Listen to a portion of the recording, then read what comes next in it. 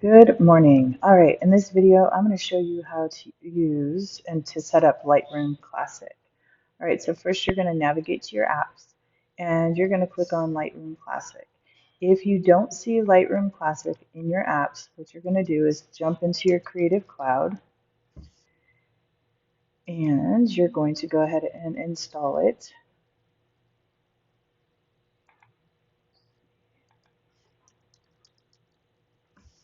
Cloud.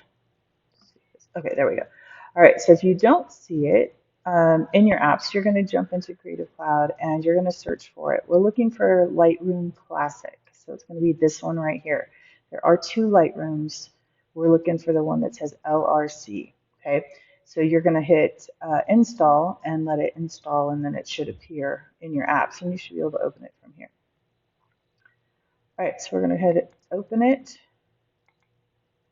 It will launch and it should look like this. You may get some pop-ups that ask you if you want to go through the tutorials and all of that. You can either go through them or you can hit skip. Right now I'm just going to hit skip. I have mine turned off. Okay, so this is your interface for Lightroom Classic. And what you're going to do is, what you're going to do um, to start is to import a photo. We're going to hit import. We want to allow Adobe Lightroom Classic to access your photo library. So you're going to hit allow photo access and we're going to hit import. Now we're importing from our SD cards. So we're going to hit allow and allow and allow. We're going to keep doing this until like it's done. Okay. Um, So what we need to do now is we need to search for our SD card on our computer. So let's see if we can find it here. Let's see. Users, me,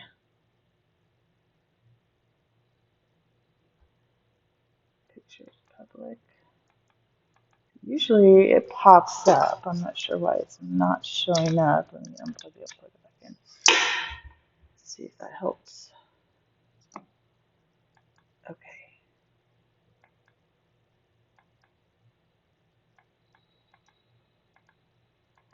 All right, there we go.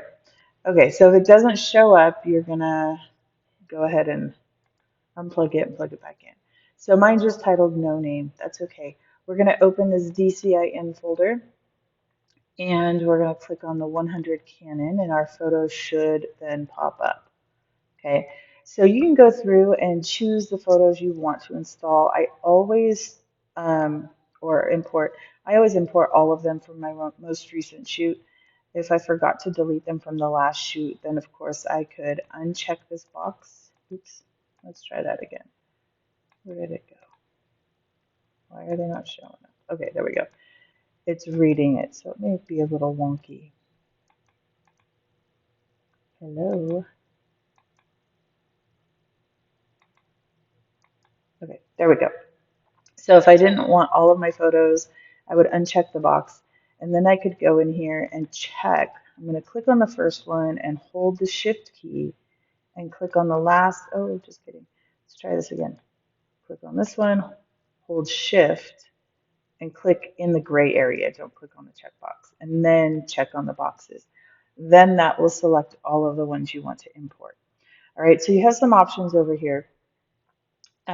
We can build, don't import suspected duplicates. So if you have photos that are named the same thing, it wouldn't install it. We don't want to worry about that right now. We do want to add it to a collection. So we're going to create collections within Lightroom so we can find our photos. Okay, so we're going to click on the plus and we're going to name this, yours was composition. So we're going to name this first one composition. Oh my gosh, there's so much on my desk. It's in my way. And inside of a collection set, you can create a collection set if you want to. We haven't just yet, and we'll talk about that. So we're going to go ahead and hit create. And you can apply some presets during import if you want to. We're not going to because we're going to do everything on our own. We do want to include the metadata from our cameras. So we're going to click on this, edit presets. We don't need to worry about that. So um, it should import your preset stuff. We do want to keyword it though. Okay, so this is going to be helpful when people are searching for photos online. So if you were to be a professional photographer and people were looking for a senior portrait photographer, this is a way to add keywords. So when you add your photos to your website, it's going to show up in those SEO searches on Google or wherever people are searching. Okay, so we're going to title this composition. I'm going to call mine, you can title it people, you can title it Granite Hills High School. You can put as many keywords in here as you want to, and it should pop like up when you add them to the internet. You may not be able to see them physically, but the algorithms will read these keywords. Okay, I did a texture shoot, patterns. Okay, so you could just keep naming them if you wanted to. All right, then I'm going to hit import, and it's going to import my files into my Lightroom. Now I can come in here and I've got some options. Okay, so I have a library. This is where I can view all of my photos. I can change my photos, like what I'm looking for. I can change where I'm finding them and where I publish them to. Over here, I can change some other things.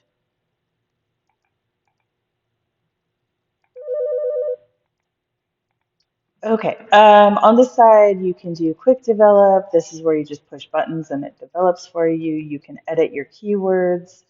And as you build in Lightroom, it'll give you suggestions on keywords that you may have used before. This is your keyword list. These are all the keywords that are within these photos. This is your metadata. This is your information on your photo. Okay, so in here we can tell when it was shot, what time it was shot, the resolution it was shot at. Um, there should be more in here that we can see. We should be able to tell like your settings if you were in manual or auto. Um, let's see. So there's just a ton of information in your metadata that we can find out about your photo. Okay. And this also helps protect you against copyright violation. So if people are taking your images from the internet, you can go in here and modify your copyright. You can give it a name. You can put your name in here, creator, who it was created by, and it writes it to this image and it takes it with it wherever it goes. Okay. All right. So that is your library. Pretty basic, pretty simple. Let me go back to all my photos. Come over here.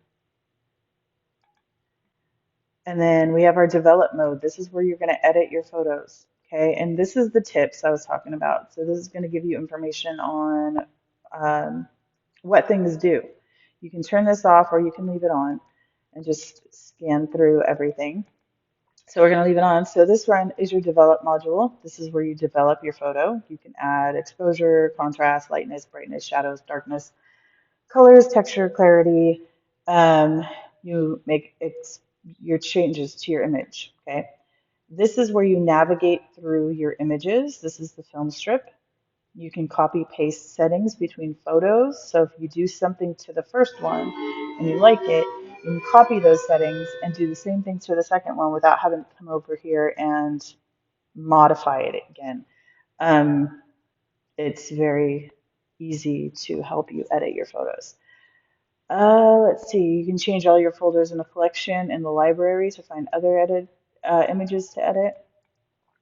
Cropping and your local adjustments. So this is where you can obviously get to your adjustments. You can crop. You can use the brush tool or the eraser tool to remove things. You can fix red eye. You can, what is this one? This is, oh my gosh, nothing wants to work. Your masking, that's what I was thinking, but it's changed a little bit since I really was using this a whole lot. So this is your masking. This is where you can change a part of your image and not affect the rest of it. Okay, and this is the no AI edits have been made. It tells you if AI edits have been made to your photo. All right, so Lightroom is a non-destructive. When you edit your photos in Lightroom, your originals remain untouched. Lightroom simply creates a list of adjustments that you make and applies them to your original image. And when you export your photo, you can review these edits and even undo them in the history panel. Your history panel is here. Whenever you make changes, all those changes are going to show up right here. And you can go back to those changes if you don't like something. You can try out different looks with snapshots. They save your current adjustments on a given photo so you can play around with different editing tools without losing your favorite looks. Use the plus button to save a snapshot to easily return to a look you like. So if you do something and you really like it and you're like, but wait, what if I do it in black and white? What is that going to look like? Instead of making a copy of your photo, you can create a snapshot of that photo and it kind of puts it in this little pocket and you can go back to it after you've made other adjustments. Presets are a great way to apply a safe set of development adjustments to a photo. So they do have some presets loaded in here, very basic generic stuff. You can create your own presets.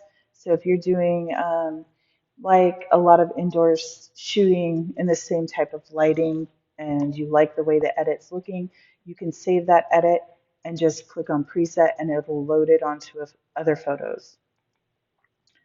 All right, so let's kind of go through these. I don't want that one. All right, so this is my first photo. Okay, so we're going to go up to the develop module and I'm going to crop it. So I'm going to use my crop tool. And you can come in here and change your crops, your aspect ratio. You can change it to original, custom, 1:1, 8:10, 8.5 by 11, 5 by 7, 4 by 6, right? All of these settings. So typically when you're editing a photo, I just do 8:10. Okay, so 8:10 is a good printed size photo. You can enlarge it to a 16:20, to a 32:40, right? So this is the ratio of your image. You could also do, let's see, 2:3 or 4:6. So if you click on these, you can see that it gives you a little bit more room or it'll take away some of your image, right?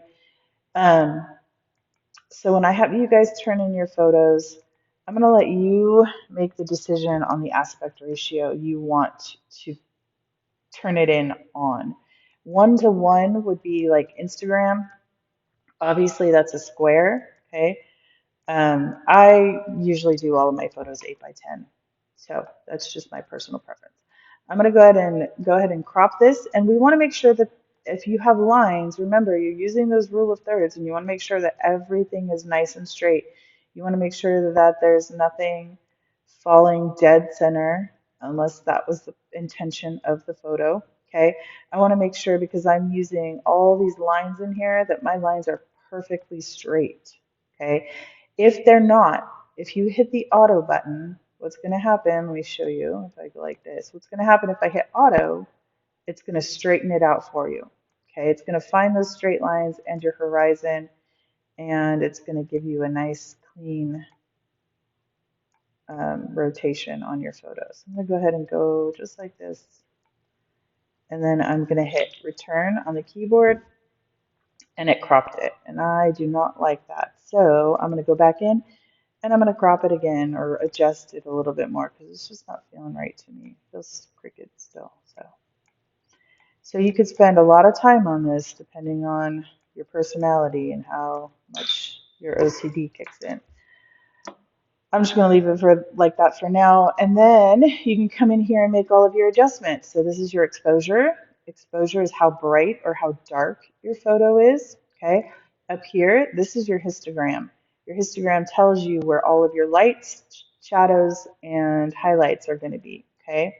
So obviously that's way overexposed. A good exposure is going to be somewhere in the middle.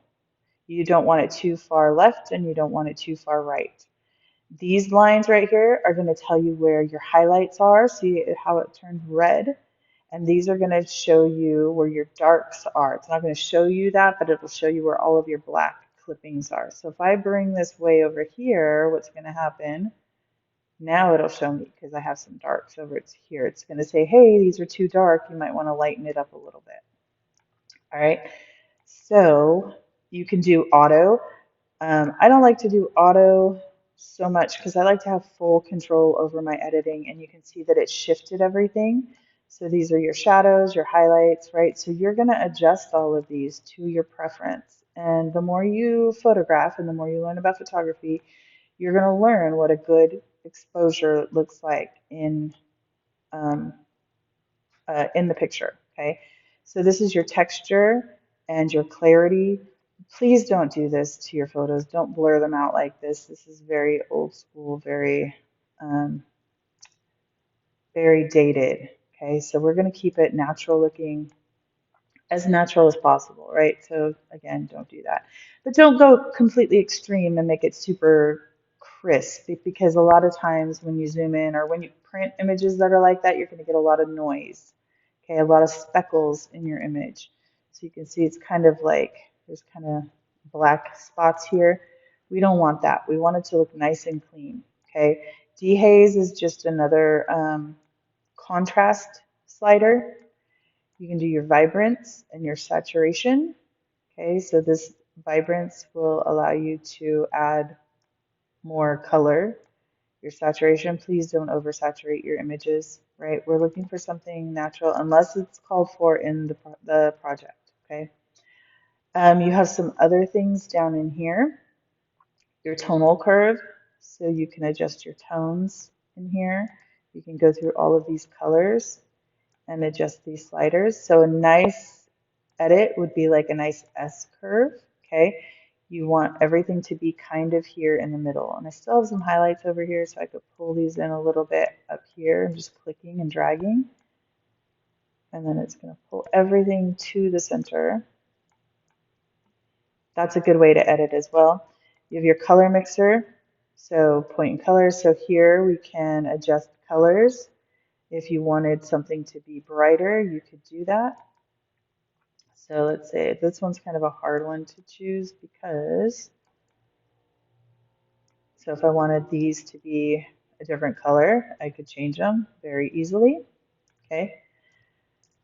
Command Z is undo, just like in your other programs. Color grading, you can come in here and grade the entire image, give it a different color, different feeling. Okay.